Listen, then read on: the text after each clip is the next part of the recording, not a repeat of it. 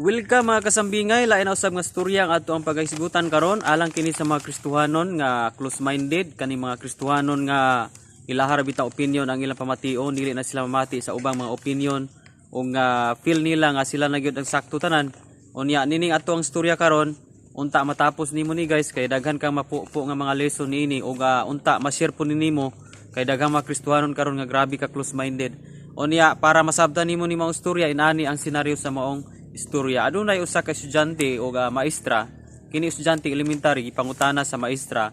Niyon ang maestra nga, dong, tagaan tigag usa ka apple plus usa ka apple plus usa ka apple, pila man ang apple nimo tanan? So miyon ang estudyante nga, ma'am, upat. So dako kayo o kadismaya ang maestra tungod kay dili man mao ang tubag sa maong estudyante. Busa giutro kini niya para masiguro gyud niya og basig na bungol ra ang maong estudyante. Niyon siya nga, dong, usbo na ko ang maong pangutana. Tagaan ti kag usa ka apple plus usa ka apple tapos punan ti kag usa ka apple, pila tanan ka apple ang naa nimo? Niyon ang mga estudyante, ma'am, upat. So tungod sa tubag sa mga estudyante, nagduda ang maestra nga ang mga estudyante dili ganahan og apple. Nasuta niya nga murag kining estudyante nakita niya nga mas ganahan siya saging, so iyang gitsin sa gikan sa apple ngadto sa saging. So giingnan niya estudyante nga, dong, panlita na ako ihatag nimo nga usa ka saging plus punanti kag laing usa ka saging plus punanti kag laing usa ka saging, pila naman ka saging nimo tanan? Niyon ang maong estudyante, tulo, ma'am. So nalipay ang maong maestra tungod kay insakto ang tubag sa maong estudyante. Busa para masiguro sa maong maestra nga sakto na gyud ang tubag sa mga estudyante, iyang gibalik ang unang pangutana. Ug matud pa niya, dong, gusto kong mobalik ko sa unang pangutana katong apple. Tagaan ti kag usa ka apple plus punan-ti kag laing usa ka apple, punan-ti kag laing usa ka apple pa gyud, pila naman tanan ka apple nimo?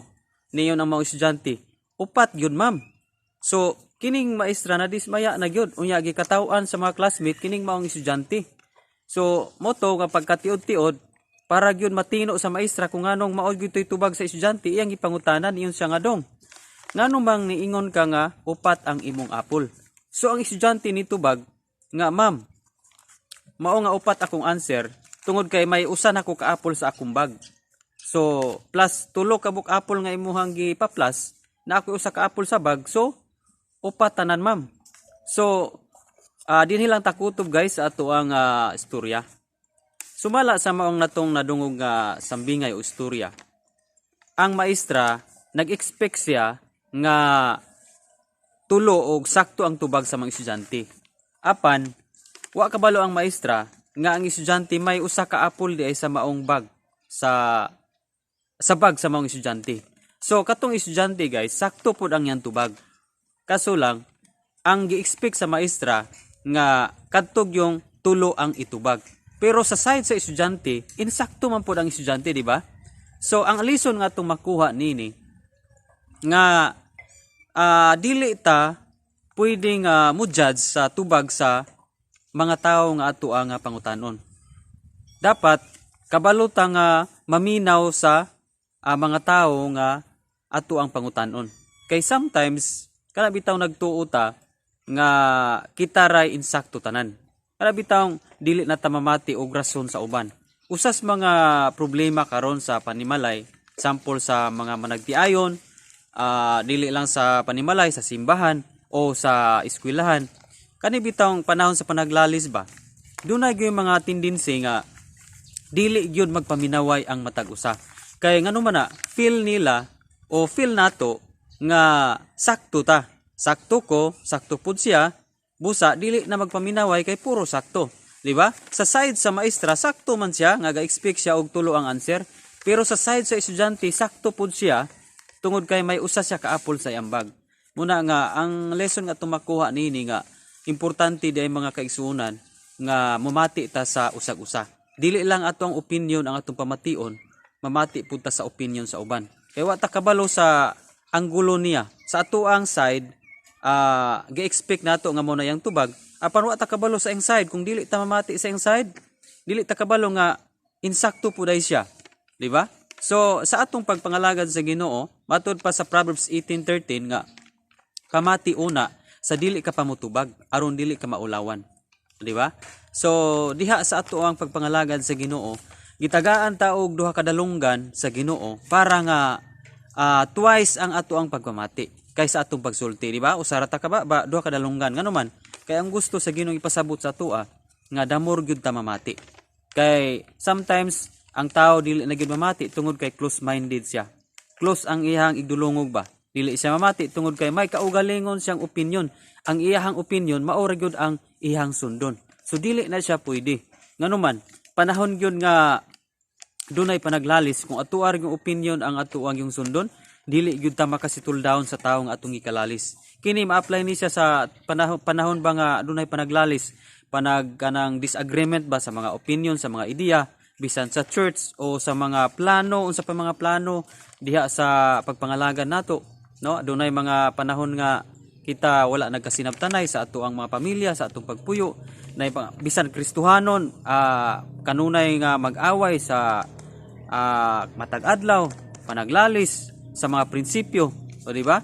Dili magpaminaway. Daghang mga Kristohanon anak karon nga bisan sa ilang mga panimalay, active kay sila sa pag-alaga, diputid kay sila sa pagsimba, pagampo, pero in terms sa kining gitawag og mga prinsipyo, dili gyud magkasinabot. Kanunay gyud nga may lalis, kanunay gyud may away, di ba? Ngano man ang nahitabo man na siya tungod kay dili magpaminaway. Ang gitudlo sa Biblia mga kaigsuonan, Proverbs 18:13 nga, mamati una ta sa dili pa ta mutubag. Ngano man gyud nga gi-emphasize man gyud nga mamati gyud ta sa dili pa ta mutubag. Aron nga masuta nato. Kay usahay kaning panahon sa panaglalis, nganong di magpalabuanay gyud, musulti ni usa, tabunan pud atong usa. Nganom kay dili siya mamati sa rason atong usa, dili siya mamati sa opinion atong usa. That's why muulbog gyud, musilaob gyud ang panaglalis ug dili gyud masitol daon kung walay mamati, di ba? Dapat paistoryahan nato siya. Unya pagkahuman niya istorya, kita na po mo istorya. Nagpasabot na nga nagpamati ay mong duha. Munay na kanindot, magkasitol daon ra gyud ang problema kung magpamati-anay ra gyud ang matag usa. Daghang mga pamilya karon nga na broken. Daghang mga pamilya karon nga na nagbulaganay, no? Wala nagkauyunay tungod kay kanilaging dunay pride. Iharag yung opinion ng pamation, dili na siya mati sa pikas niya nga partner, okay? O nya kung siya mo isultian, mangluod, di ba? Unya dili na mo tagad. So ang may tabuan na sa unahan, aduna gyoy tendency nga ang inyong relasyon aduna gyoy gap, aduna bay kana bang dili nimo masabtan. And usa ka na siya kabuhat sa kaaway. Ang gitudlo sa Ginoo, kinahanglan gyud tang mamati. Gitagaan tag duha ka dalunggan para mamati gyud ta kung adunay panahon nga sama niya na. Muna nga kining maong storya naghulagway kini sa atong pagpangalagad sa Ginoo tungod kay bisan pag 10 years, 20 years o 30 years unya wala nimo kasabti kining pulong nga kinahanglan daitang mamati sa opinion sa uban. Kana bang open mind ta?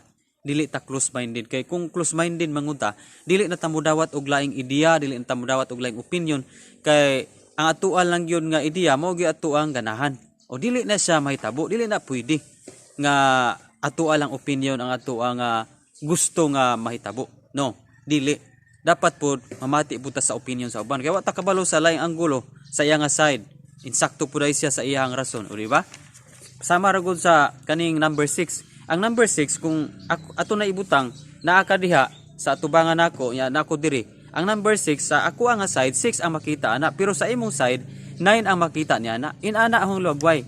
Kung dili ta mamati sa pika side, sa iyang side sakto man to. 9 man to sa ako apong side 6 sakto man po, di ba? So parehong sakto. Dapat magpamati-anay gyud para nga wala gyud lalis nga may tabo sa unahan. So guys, di nilang takutob ang hupuli nga doon na tayo lesson nga nakutlo niini nga dapat guday nga mamati igud ta sa opinion sa uban, dili lang punta ato ang kagalingon lamang sige natong pamation. Kay usahay nagtuo ta nga sakto ra ni atong gisulti, sakto ra atong gibuhat apan sa mata sa uban sayop di ay, sa mata sa Ginoo sayop di ay. So di nila takutob kung na-bless ka na ini nga storya, paki-comment lang sa atong comment section. Unya ayaw kalimot sa pag-share ini kay daghan kay mga Kristohanon karon nga close-minded kayo, ilalang opinion ang pamation, dili sila mati sa opinion sa uban. o mao ni kanaghan karon. So kung bago pa kaninga channel ayo kalimot sa pag-subscribe para updated ka sa daghan pa natong mga istorya. Pwede po kang tan-aw ning istorya guys, daghan po kang makatunan ini. God bless.